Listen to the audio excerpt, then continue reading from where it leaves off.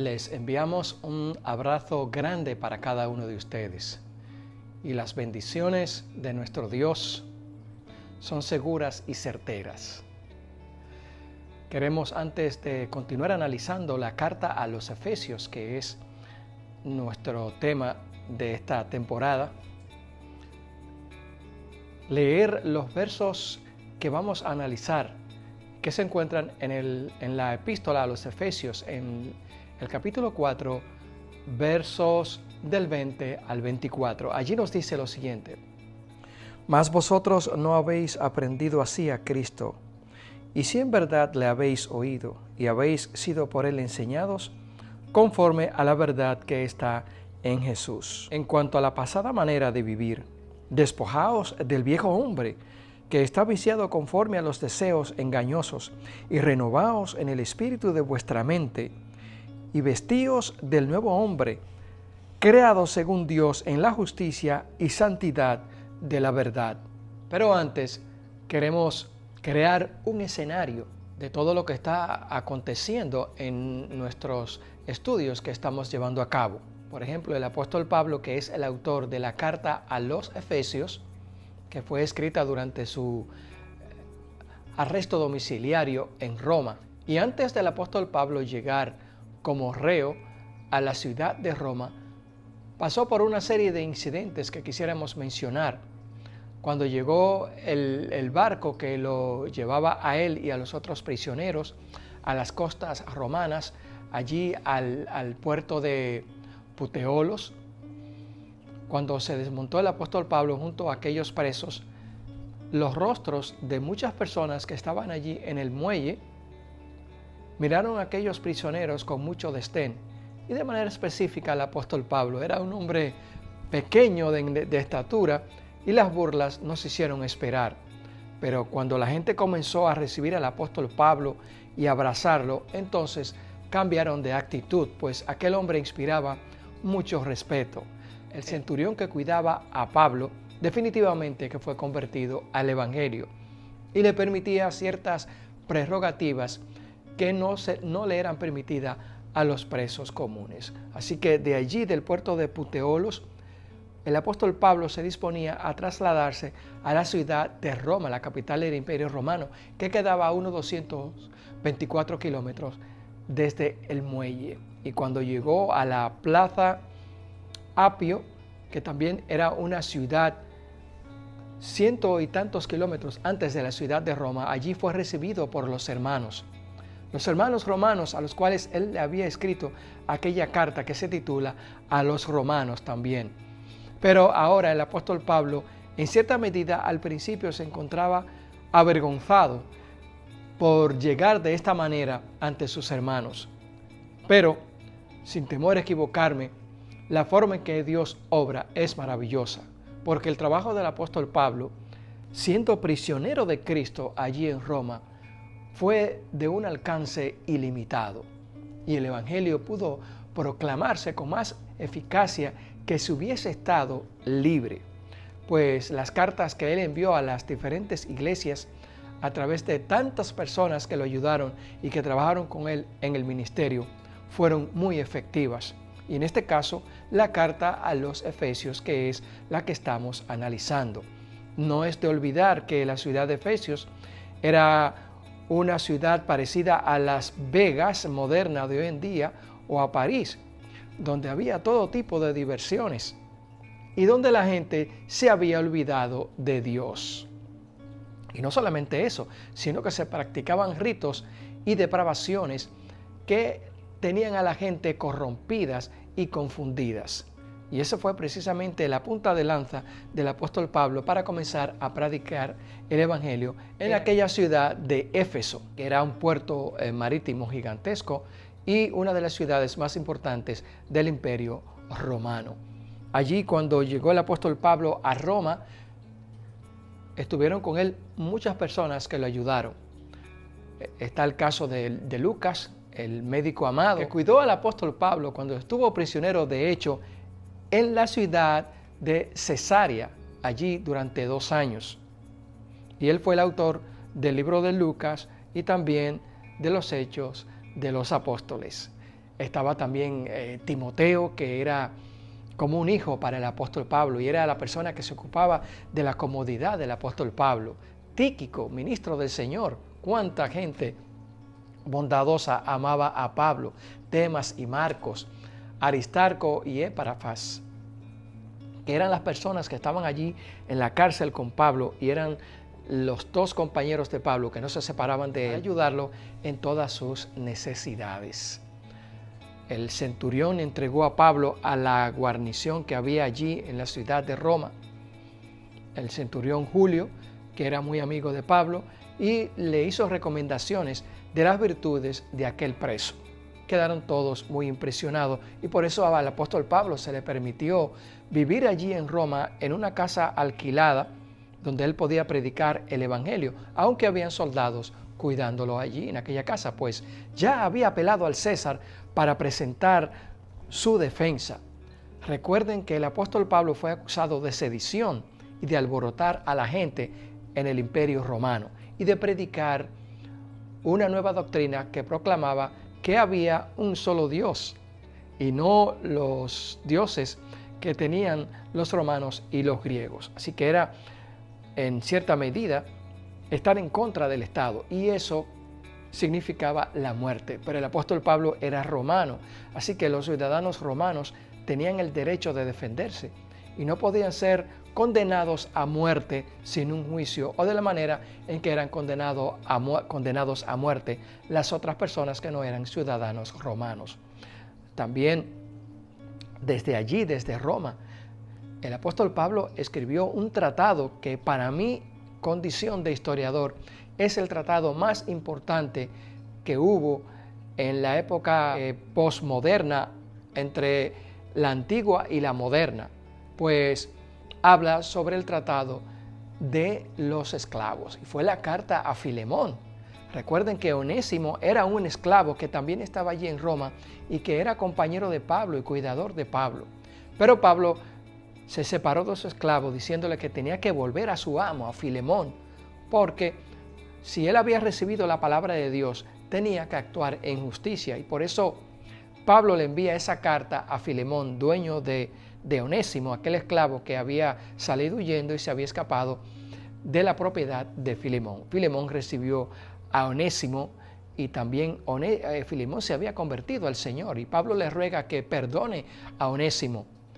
Y habla ahí el apóstol Pablo en esta carta tan hermosa de cómo los amos debían de tratar a los esclavos, sin altivez, sin violaciones, sin maltrato, y de cómo los esclavos debían de comportarse con los amos.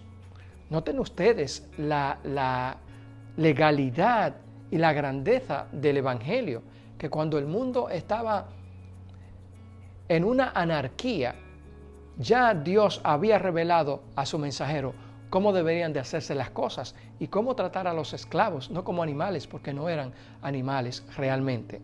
El apóstol Pablo aquí habla en estos versos de Efesios 4, versos 20 al 24, de que lo nuevo llega y sustituye a lo viejo, refiriéndose al viejo hombre.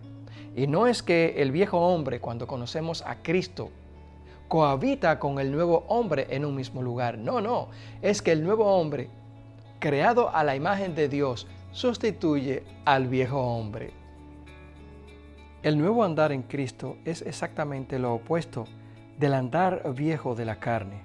Mientras que el viejo hombre andaba en su egocentrismo y futilidad, el nuevo está centrado en Cristo y tiene propósito.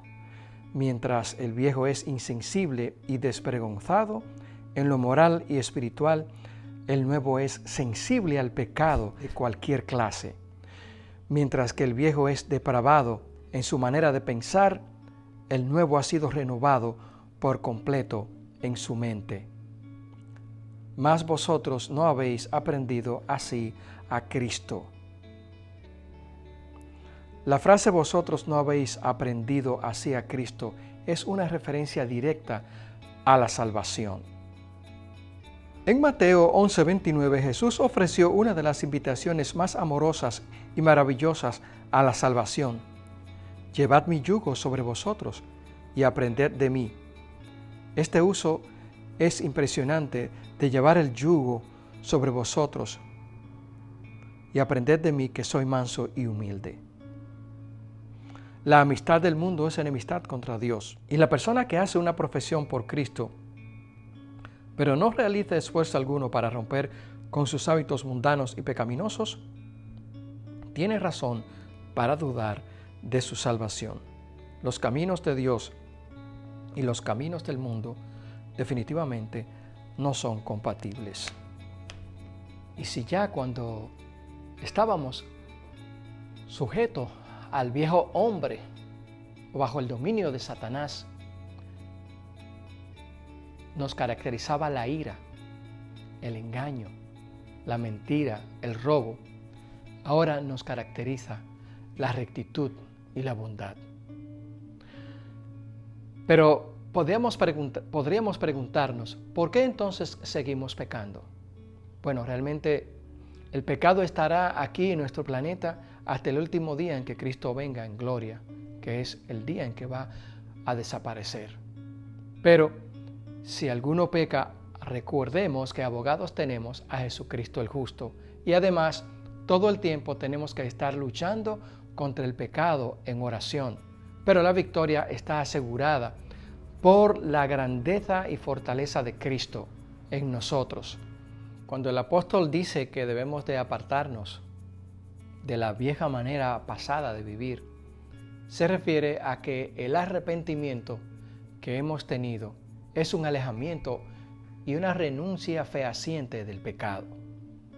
Cada día debemos de alejarnos más del pecado y de las consecuencias que puede éste traernos en nuestras vidas. Ningún cristiano está libre de pecado, pero en Cristo estamos libres de pecado y estamos orientados a alejarnos cada día más del pecado. Muchas veces podemos caer, pero siempre el Señor nos ayuda a levantarnos y a seguir adelante. Y es precisamente que cuando caemos, nos levantamos porque ya no vivimos para nosotros, vivimos para Cristo.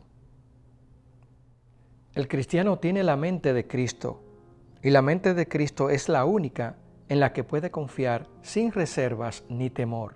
El cristiano obediente y fiel es aquel para quien Cristo piensa, actúa, ama, siente y sirve y vive en todo sentido, porque puede decidir o decir al lado de Pablo: con Cristo estoy justamente crucificado, y ya no vivo yo, mas vive Cristo en mí.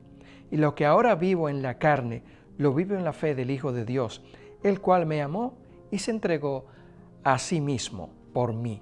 Gálatas 2:20. Puesto que tenemos la mente de Cristo, hemos de tener en nosotros este sentir que hubo también en Cristo Jesús, quien se humilló a sí mismo, haciéndose obediente hasta la muerte y muerte de cruz. Aunque Cristo es uno con su Padre, mientras estuvo en la tierra, no hizo nada en absoluto fuera de la voluntad de su Padre. Dios tiene planeado el destino del universo, y mientras Cristo esté obrando en nosotros, está llevando a cabo una parte de ese plan por medio de nosotros.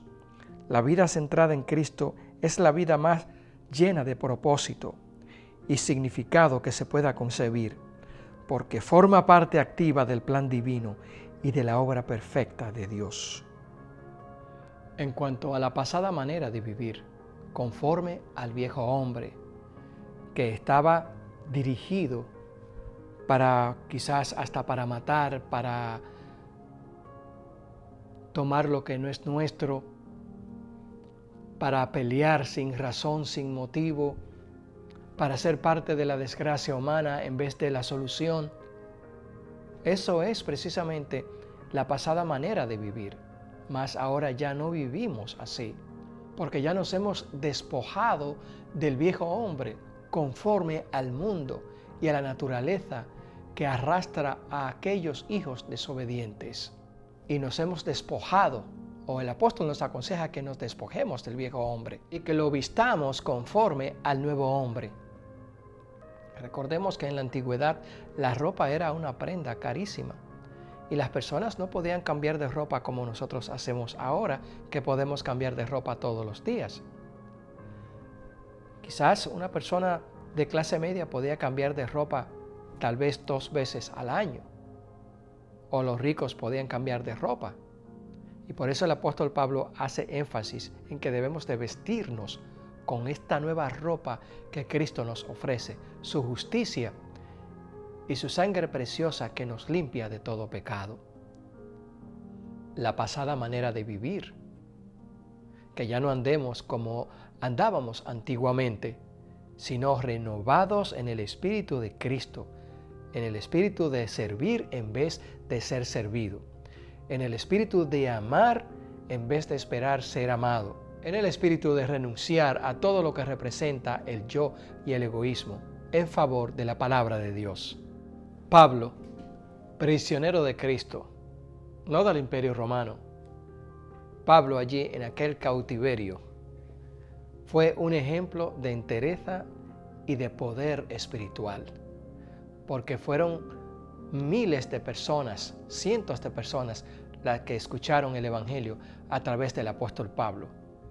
Y nos dice la historia que la misma casa del emperador Nerón en Roma, sus sirvientes, sus soldados escucharon el mensaje nuevo de la evangelización, escucharon el mensaje del Evangelio a través del apóstol Pablo. Y cuando al apóstol Pablo le tocó presentarse ante el emperador Nerón, aquello fue un espectáculo como nunca se había presentado en la corte romana, pues los políticos y los sabios estaban siendo enfrentados por un poder más grande que el de ellos. Y cuando Pablo se presentó ante Nerón, Nerón no pudo condenarlo, porque el argumento del apóstol Pablo era irrebatible. Aunque muchos tuvieron la oportunidad de arrepentirse, como el mismo Nerón, no lo hicieron. Como fue el caso, por ejemplo, de Pilato. Pilato era el gobernador de la provincia de Palestina, como se le llamaba a los territorios que pertenecían al Imperio Romano, entre los cuales se encontraba el pueblo de Israel. Herodes, el rey Herodes, tuvo la oportunidad de ver personalmente a Cristo y no se arrepintió. Anás, el sumo sacerdote, y muchos otros rechazaron el mensaje.